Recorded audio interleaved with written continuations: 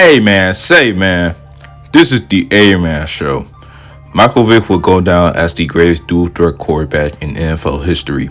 His time in the NFL amazes us fans with his eye-popping speed and athleticism and a cannon for an arm.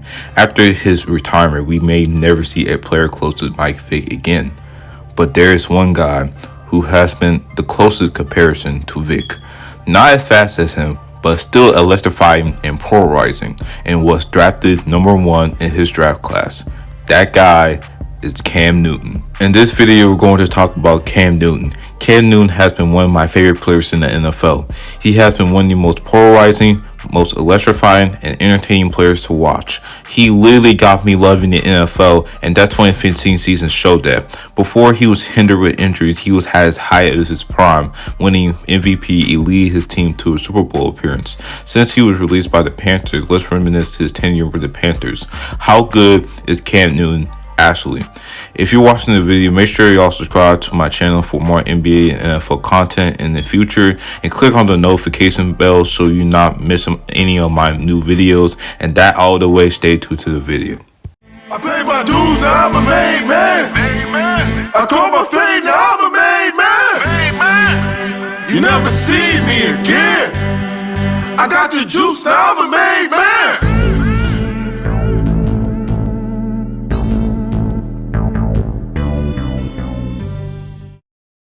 Cam Newton was coming out of a Heisman winning season back in 2010 where he led Auburn to a national championship. It was also in a time where he made a name of himself as one of the most controversial players in college football, stealing a laptop, being kicked out of Florida, going to Blinn, dominating, and accepts a scholarship to play at Auburn University, where he had one of the most dominant seasons for a quarterback in college football history. He threw for 2,854 yards for 3 touchdowns and rushed for over 1,473 yards and 20 touchdowns. He was a lock for the first pick of the 2011 draft, but not only he achieved so much in just a short amount of time, but overcame the odds. And I mean, it's not like he didn't have the talent. It was obvious that he had the talent, but his mistakes back in Florida really defined him since he was kicked out. And it was a miracle that he had a superb season at college, because that really changed the narrative from being a delinquent to a household name. Meanwhile, Cam Newton will post great combine numbers, running a 4.59 in the 40-yard dash, and be drafted with the first pick in the 2011 draft. In his first game of his career, he had a superb rookie debut, throwing for 422 yards for 2 touchdowns. He became the first rookie ever to throw 400 yards in his first game of his career, at which breaking Peyton Manning's record. He will continue to increase his production in the following games, where in his best game of the season against Tampa Bay, where he threw for 171 yards and 3 touchdowns and rushed for over 65 yards and a touchdown. Based on his rookie year, he came out of the gate and produced at a high level, as he won Offensive Rookie of the Year and made a Pro Bowl. He has broken so many records in his first year to the point that is absurd, and the last players that set those records were Hall of Fame quarterbacks like Tom Brady, Peyton Manning, and eventually Matt Ryan. And a lot of people overlook how athletic Cam Newton really is. I mean, the man is listed at 6'5", 250 pounds of solid muscle, strong as hell, run a 4.5 in a 40-yard dash, and leap over defenders. We have never seen a player like Cam Newton, who is big, strong as hell, and as fast as an average NFL receiver, who can also throw the rock. By his first year in the NFL, he was arguably the best dual threat quarterback in the league at 22 years old. Although he had a stellar rookie season, there were concerns as he is a bit turnover prone, and that results in having a bad offensive line, as they allowed 35 sacks that season. Now, Cam was a streaky passer in his rookie year and has trouble reading NFL defenses, but he did improve following up his sophomore season, where he sort of had a sophomore slump. But Cam was more efficient, cut down his turnovers. Now, he did score less touchdowns and has the lower completion rating, which is not a good thing, so I guess you can call it a regression. But statistically, in the eye test, he improved his ability to make the right read. Now, that year, he was overshadowed by Robert Griffin III, but he's still a promising quarterback. And the reason why he regressed statistically from last year is the personnel. The offensive line was still bad, as they were ranked 27th, had passive prime C. Smith, Brandon Fafel, who was an average Joe at best, and the best receiving option Cam had was Greg Olsen, who wasn't the the Pro Bowl level between 2014 and 2015 and signed fullback Mike Tolbert because they wanted to run the ball more, which is why he declined the running game. And the defense, all they had was Luke Kuechly, who, by the way, came out of the gate and produced at a high level along with Thomas Davis, but they weren't the dominant defense later on in Cam's career. But Newton managed to lead the league in yards and completion with 13.8 and rated as the 46th best player in the NFL in 2013. The next year, where he became the Cam Newton we all knew of today. In the 2013 season, the Panthers had a slow start, going 1-3, but after they won Week 5, they went on an 8-game winning streak. For the entire 2013 season, he threw for 3,379 yards and 24 touchdowns and 13 picks and rushed for over 500 yards and 6 TDs. What I noticed in his first 3 seasons in the league, he has shown a decline, especially in the passing game, but like I said before, it didn't really reflect his play entirely. He was still making real plays left and right, and I think that his decline in his stats is leading to more wins, and because the defense has finally emerged as one of the scariest in the league, Luke Kuechly has finally come to his own as a dominant run stopper, along with Thomas Davis, formed the best linebacker duo in the league. They made it to the postseason with a 12-4 record, ranked first in the NFC South, and got a first-round bye. The Panthers look like a dark horse Super Bowl contender, having one of the top defenses coming into the postseason, but the concern is their receiving unit, as is questionable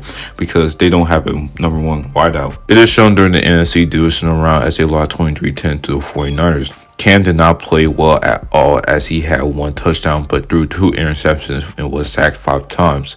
The 49ers defense literally keyed into Cam Newton for the whole game after, like I mentioned before, he didn't have any wideouts to throw to. Cam throughout his career has been an incredible regular season player, but in the postseason he hasn't been able to get it done on the big stage, and a lot of that is because he didn't have a good enough offense to complement him, or the players he had would later be integral parts of that year where they made it to the Super Bowl who didn't come to their own yet. In the 2014 season, he played at a Pro Bowl level as usual, throwing for 3,127 yards for 18 touchdowns and 12 interceptions, along with 539 rushing yards with 5 touchdowns. They made it to the postseason with a losing record. The fact of the matter is, Newton managed to lead the subpar roster to a postseason appearance. If it wasn't for him, they would have been one of the worst teams in the league, but managed to lead this team to a divisional round. But they gotta go against the Seattle Seahawks, and keep in mind, that team would feature the Legion of Boom defense with Richard Sherman, Cam Chancellor, Bobby Wagner, Earl Thomas. That team was loaded, and the fact that Cam Newton led this Panther squad to a divisional round with a losing record is impressive. And it's really show how the NFC South was so weak that year. Anyways, Cam played the best he could in that game, throwing for 246 yards and 2 touchdowns despite throwing 2 interceptions. In the last 4 years in the NFL, Newton was heavily scrutinized from people questioning his attire in press conferences, giving away the football to fans and his celebrations. He was by far the most hated player in the league because he was so polarizing and flashy in the regular season, but people, especially players, don't respect him because he never won as many postseason games. That later changed in the following season, 2015. 2015 has been a monumental year for the NFL, all because of Cam Newton.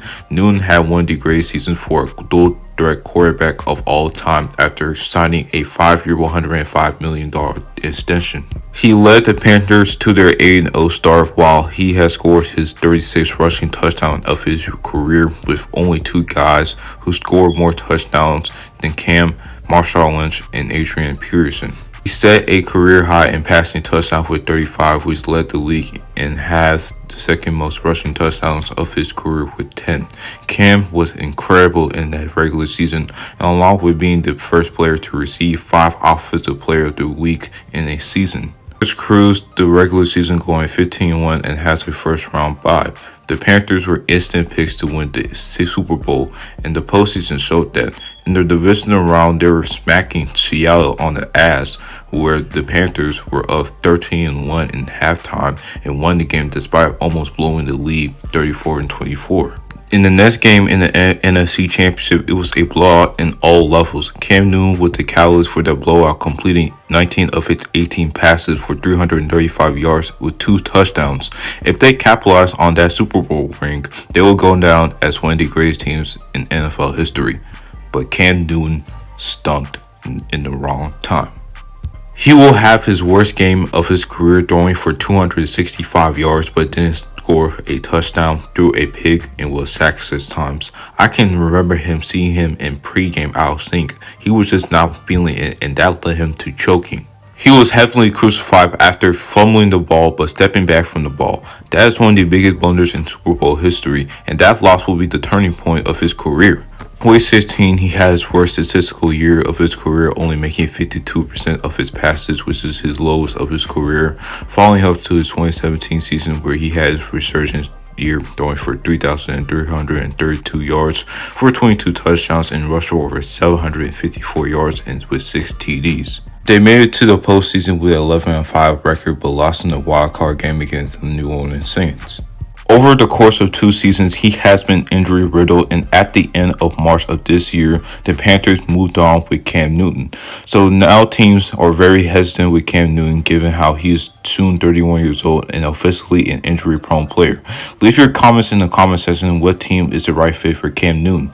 And personally, based on what I've seen from last year he played, he is clearly not the player that he once was, given how many injuries he endured. I mean, one of the most overlooked things about Newton is his toughness. He endured the most hits taken by a quarterback, and he managed to stay in the game at all times. And one thing about Newton has been one of the most charismatic players we have seen, and that 2015 season really exemplifies that swagger he had on and off the field. You can show off your swag if you at least won games, and he set that standard ever since. We will never had an Odell Beckham Jr. or even Juju Smith-Schuster if it wasn't for Cam Newton. So Cam Newton has been at least a top 5 to 10 quarterback in the league in 6 seasons total in his tenure with the Panthers. He has been one of the most dominant rushing quarterbacks since Mike Vick, and he is for sure a Hall of Famer, but not really a first ballot Hall of Famer given a lack of a Super Bowl ring and how he's going to play out in the latter years of his career. I can only see him as a game manager at best on any team he plays with, but still, he had a great career with the Carolina Panthers. Thank you for watching my video. If you really like my videos, then subscribe to my channel for more NBA and NFL videos in the future, and click on the notification bell to be notified whenever I post a new video. And that always, guys, this is the A-Man Show, signing out.